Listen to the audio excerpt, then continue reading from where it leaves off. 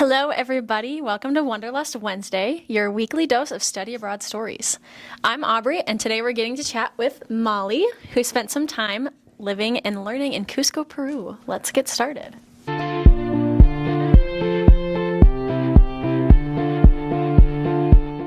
I'm so excited to be here. This is going to be so fun. Yeah, so tell us a little bit about yourself.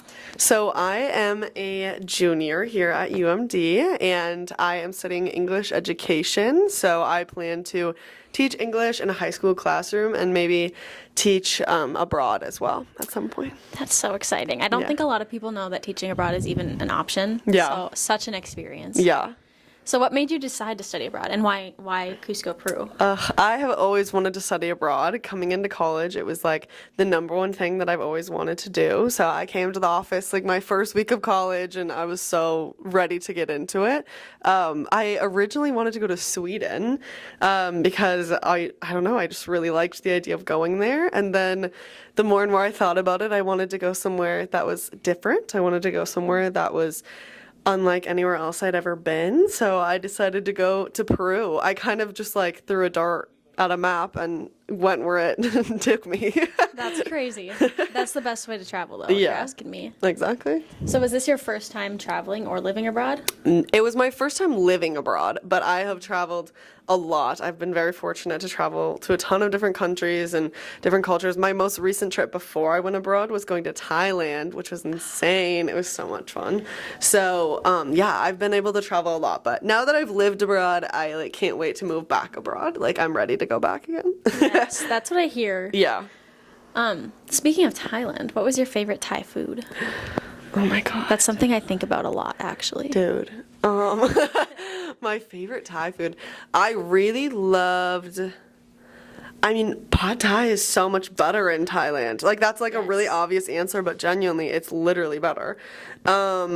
Oh my God. Also, I had this fruit. It's like a citrusy fruit called paloma.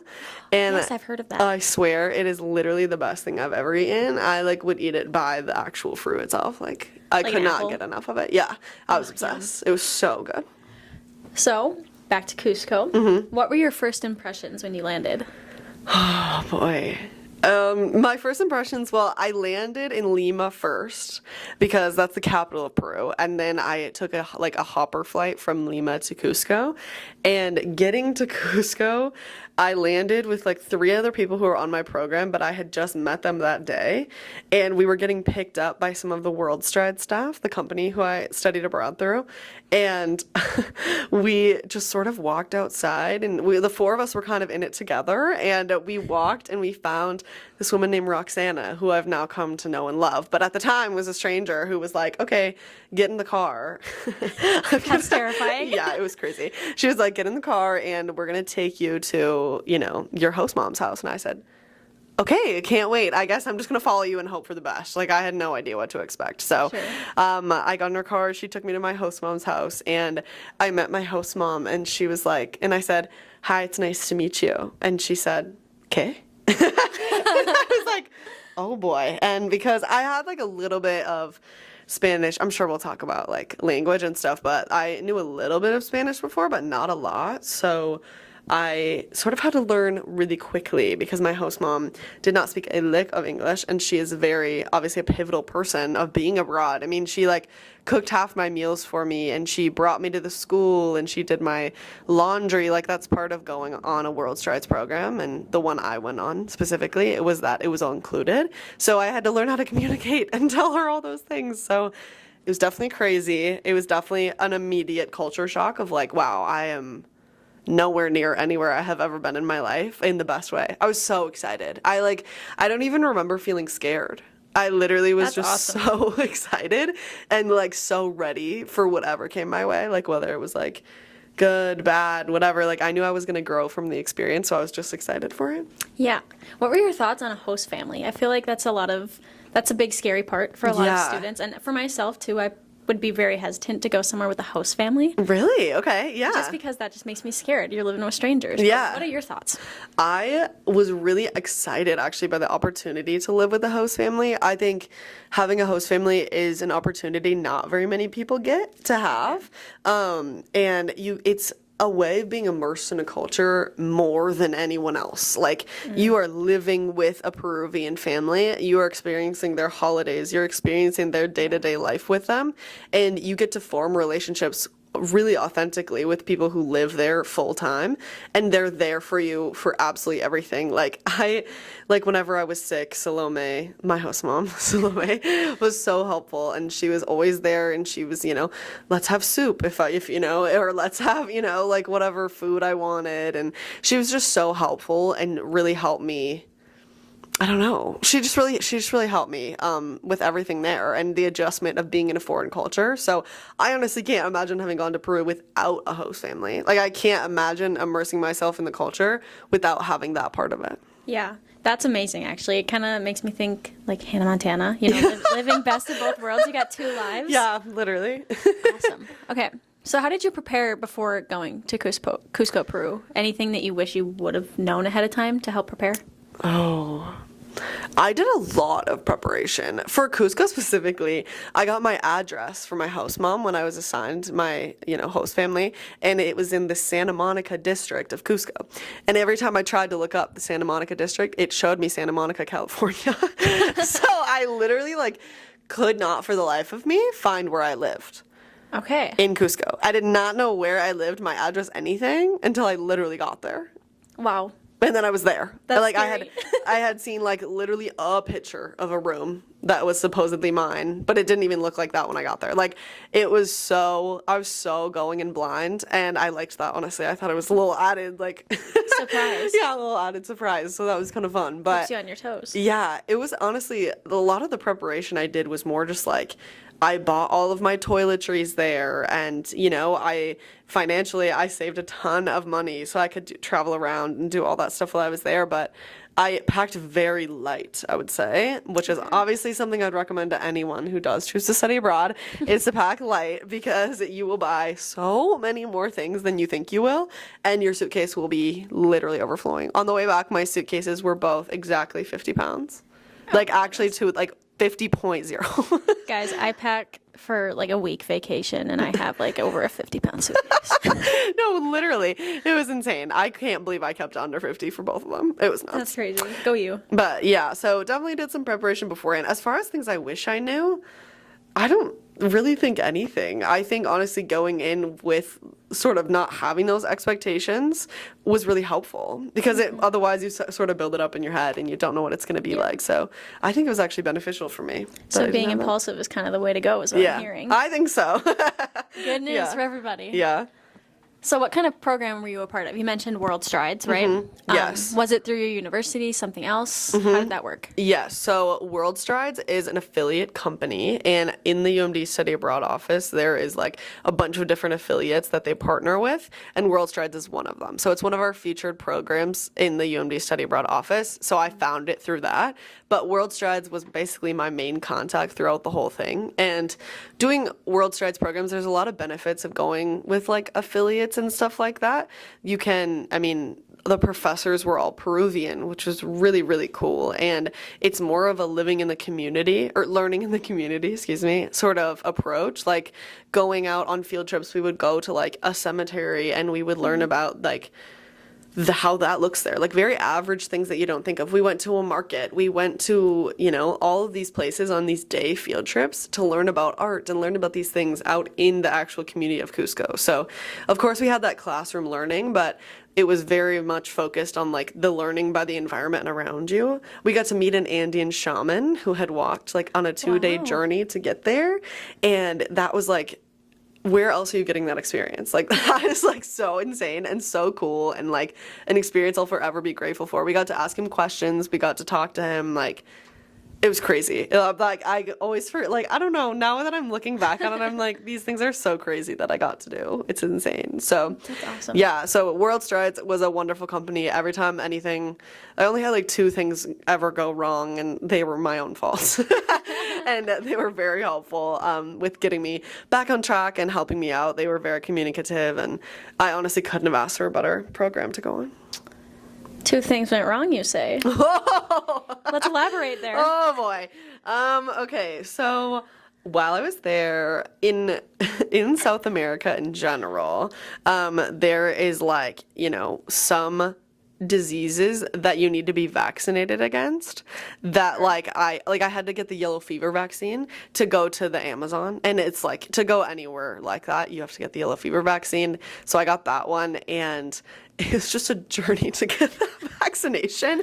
Like I got it in Peru, and wow. I had it was crazy, but the World Strides leader, his name is Andy Osorio. He's awesome. And he helped me get it, and he helped all the other people in the program who needed it get the vaccine, and he was very helpful about organizing the whole thing because a lot of us weren't fluent in Spanish. We spoke like the basics, but not fluent at the beginning. So he did all of it for us and had coordinated the whole thing, and that was really helpful. And then the other part is that I didn't wash my hands before I ate like some street food. Street food's very, very popular in Peru as well as Thailand, actually. Is that like food trucks or? Yeah, it's like a cart on the side of the road, basically. Okay. Like not really Like a in the truck. movies. Yeah, like literally in a movie. Yeah. And I didn't wash my hands before eating with my hands, and I ended up getting salmonella, which again, literally my own fault. I needed to wash my hands. Oh no. But I ended up feeling super sick. I was throwing up, whatever. Not to get too graphic. It was gross. But then I had to go in an ambulance to the hospital, and I spent 2 nights in the hospital, and it was a whole thing. But the World Strides team had already taken care of everything. They literally they did all the international insurance. They emailed me and they were like, just focus on getting better. We're taking care of everything. Everything was free of charge through my insurance that I had already paid. And I didn't have to think about it at all. It was just done. So everything with World Strides, they were really helpful with both of those things that were very much my own fault, but they helped me get back on track and sort of feel better after those things happened. What's your overall rating of the Oh my God. Peruvian hospital? Oh my God, the Peruvian hospital low-key was awesome. They had great food. They had this really good chicken and rice with this sauce on it. I don't even know. Oh, yum. It was, well, obviously having salmonella, I wasn't eating very much at the time, but it was delish. And tea is huge in Peru. If you're not drinking 3 cups a day, I'm not kidding. If you're not drinking 3 cups of tea a day, you're not doing it right in Peru. Equivalent to American coffee. Yeah, it's literally insane. It's tea for breakfast, tea at lunch, tea at dinner, usually a tea before bed. My house mom never didn't have tea in her hand. She actually always had it. It was insane. So is that actual homemade tea or American? There's tea bags. It's yeah, what you would think of as an American tea bag, except in Peru, it's oh my God, my favorite was called manzanilla, was the type of tea, and there's also cacao tea. I've heard of that, yeah, so that actually is supposed to help with elevation. There's a lot of medicinal purposes for tea, and they focus on those a lot within Peruvian culture and stuff. So yeah, it's like a tea bag how you would normally think of one, but they drink it an insane amount. So in the hospital, they had a lot of tea for me. I would rate the Peruvian hospital probably a 10 out of 10. It was actually awesome. I loved it. All right, so how were the academic side of things? What were your classes like? How did they compare to back here in America? For sure. So in some of my classes, I would say I took 4 classes while I was there. 2 of them were very, very similar to my classes in America. They were Intermediate Spanish 1 and Intermediate Spanish 2. So it was the first half of the semester I was in one, and then I switched into the other. But it was the same students with me, and it was the same professor. And we had regular assignments, we had homeworks, we had tests, we had presentations, how you would think of American school. The biggest difference was that there was 3 people in the class. Oh my gosh. Yeah, they were so awesome. Kara and Emery were my Spanish BFFs, and they took that class with me, and we studied so hard for so many exams. It was actually insane. But my other 2 classes, were Indigenous people and social movements, and people and cultures of Peru. And both of those classes were very focused on people and cultures. We volunteered on an Indigenous berry farm every week. And we helped them with a business plan, and we, worked with them for a long time. And then, yeah, it was so fun. And then, yeah, for the Indigenous peoples and social movements, like I said, we had that Andean shaman come in, and we went to several different field trips for that class to learn more about social movements, how they've been impacted by them. It was really really interesting, and learning out in the community was really cool. And those were a little bit different than American classes. They had like a final presentation and like an assignment maybe. So like a little bit interesting, very different. I feel like you learn really quickly if you like that style or not. I personally enjoyed it. I like both, but I think I enjoyed their way of doing it a little bit better in Peru, of like the final exam and then like maybe a midterm or an assignment here and there. Yeah, a little bit more simple than kind of what it sounds like. Right. Sure. Where did you live while you were there? You mentioned your host family, and what was the family like? Yeah. So I had the family that I was like a part of while I was there was my host mom Salome, my host dad Aubree, and then I had two host siblings, but they didn't live in Cusco. They live in Lima, but they were my host parents' kids. And so Aubree and Salome and I lived together, the three of us, and it was awesome. Sometimes they have students like live with each other, like on the program, like two host students in one family, which is some people did that on my program, but it was just me and Salome, because Aubree was working in Lima for like the first half of the program. So me and Salome, it was just the two girls hanging out.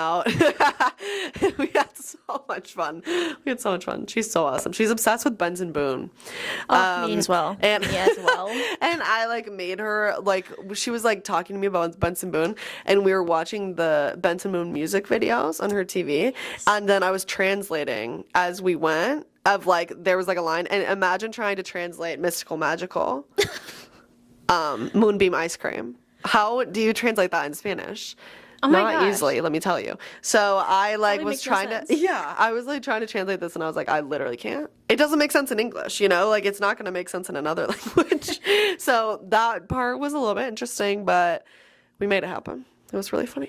So what year did you study abroad? What year was this? Last year, this past spring semester, so spring of 2025. Okay. Gosh, I didn't realize Benson Boone was like nationwide yet. Yep. I thought he was. Oh, he was. Trust. on the up Salome was getting her Benson Boone on. Let me tell you. When I think of Moonbeam ice cream, like that mystical magical, I can only think of those TikToks where it's like Moonbeam. That's all. I can only think of the crumble cookie. Yes. Did you try it? Dude, I went and they were sold out. Don't even get me started. I didn't get to it. I was actually so sad. I went with my two best friends, Ella and Jordan, and they literally, like, if you ask them, like, I was visibly upset. Like, it was a lot for me. Ruined your day. That they didn't have it. I was so sad. Oh, okay. Back on track. Yeah. What was the hardest part about adjusting to life in Peru? Yeah. I think it was the first time in my life that I've ever been, like, by myself fully. Like, when I was in high school, obviously I had my family. I had so many different communities in my hometown.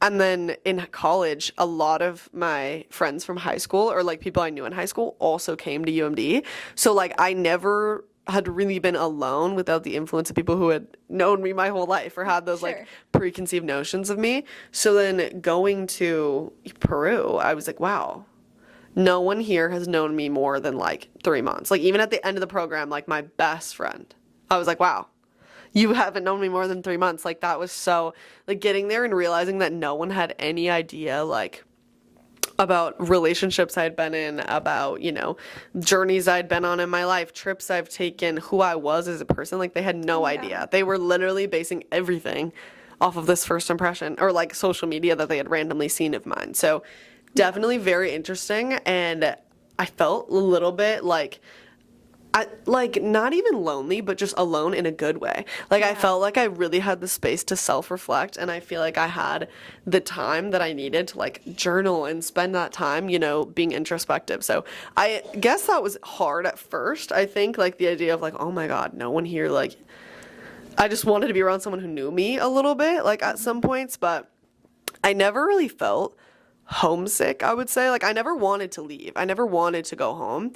I just more was like, man, wouldn't it be awesome if one person here had known me a little bit longer? Right. And then my family ended up coming down to visit me, so I did get to Aw, have that's so that, sweet. and I think that made it a lot easier. I felt a lot better after that. What a good opportunity for a fresh start. Yeah. You know, everyone comes to college, Literally. but it's not like far enough away. Exactly. Like a perfect fresh start. Yeah. Kind of like the summer I turned pretty when Bailey goes to Paris. Like she just moves across the world. God, I love your references. This is awesome. No, literally, in the summer I turned pretty. When she goes to Paris, that's exactly how I felt. I literally was watching that finale. I was like, wow, yeah.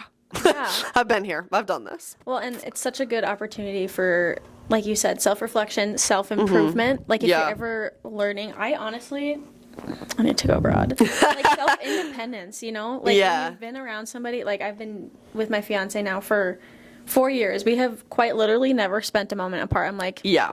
maybe I need to go away and be independent, you know? Yeah. Like just learn how It's to be like on your crazy. own. It's such a beneficial thing, I think, as a life skill. That's why, like, you know, on people's resumes and stuff, they look for people who've studied abroad because you Yeah. learn so much about yourself and you Yeah. learn how to cope with so many things. Like, other than those two things that I've already mentioned, like, Sure. when things like go wrong or whatever, like, I solved them on my own, you Mm-hmm. know, or if things didn't go the way I thought they were going to go, I fixed it, you know, and I think Yes. those sorts of lessons are so important and you learn so much independence, which I'm so grateful for. Something to definitely be proud of, I think. Yeah. You know, to say you did it and to Yeah. say you did it on your own. Yeah. It's huge.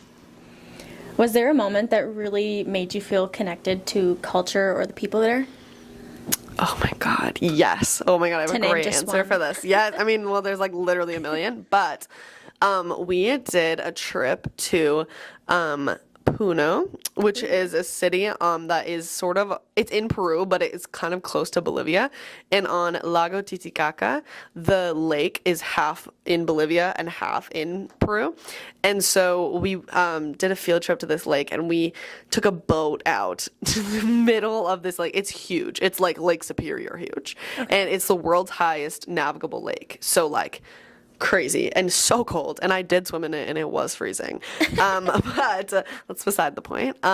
We got to this island and there was an indigenous group there who were indigenous to this island specifically, and we got to stay with her and we had a traditional indigenous wedding for two of the people on our program who are just friends.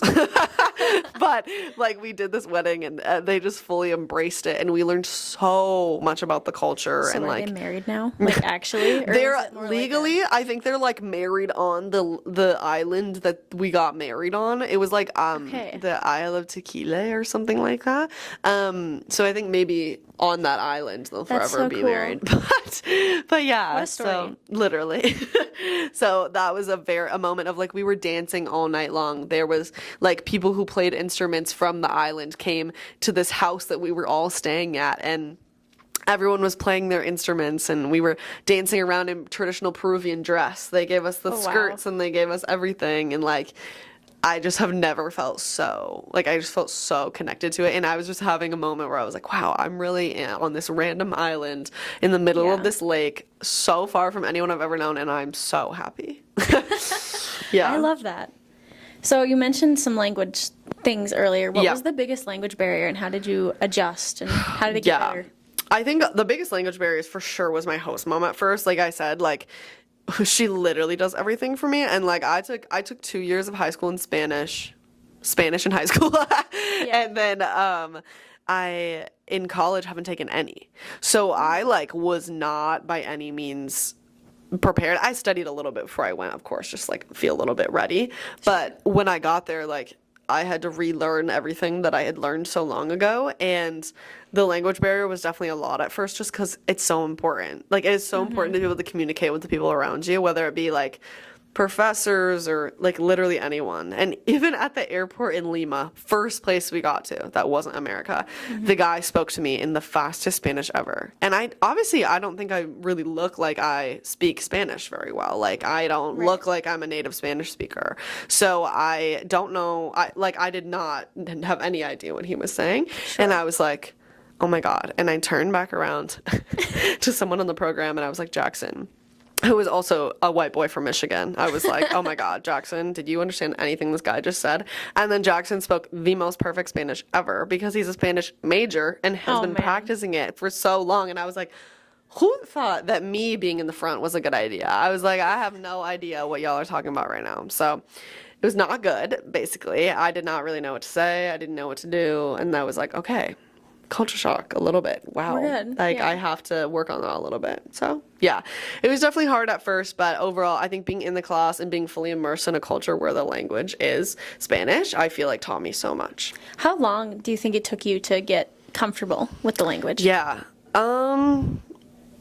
I would say probably like 2 weeks. Like once I was in the full swing of classes and stuff, and we were around, like I was with my host mom every single day, like, and we would talk at every meal. We would talk in Spanish. So like, I think practicing it that much was really, really helpful, and learning about it in a classroom, like, consequently was really good for me, and I learned a lot that way.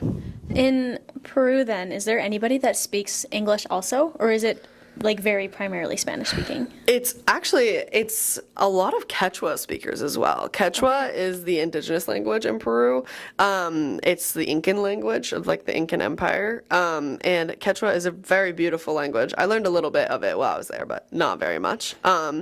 I learned like how to say like my name is, and like that's Sure. basically it. But yeah, so Quechua was it's a beautiful language that I'm really grateful that I got to learn a little bit of it. But Absolutely. as far as Spanish, I mean, most people spoke Spanish or Quechua or both, or sometimes they would like combine it literally in sentences. But very rarely did people speak English unless it was the workers at the World Strides building, because they obviously work with American students. So Of course. they speak English, and my classes were in English, other than my Spanish class, obviously. But, you know, Sure. my other 2 classes were in English. So there was classes available in Spanish, but for me, it was the most helpful to learn in Spanish in that class, because I think having it spoken to me was really helpful. Absolutely. Yeah. Fun question, and the one I'm dying to know. Okay. What Peruvian food or dish do you still think about? Oh my God. Your absolute I was hoping favorite. you were going to ask me about Peruvian food. Absolutely. Okay. I have 2 favorites that I always talk about. Trucha ceviche is Yum. trout ceviche. Ooh. And it is, oh my God, it's so good. It's like raw trout, right? Obviously. In leche de tigre, tiger's milk. But it's just like this lime sauce that they put the trout in.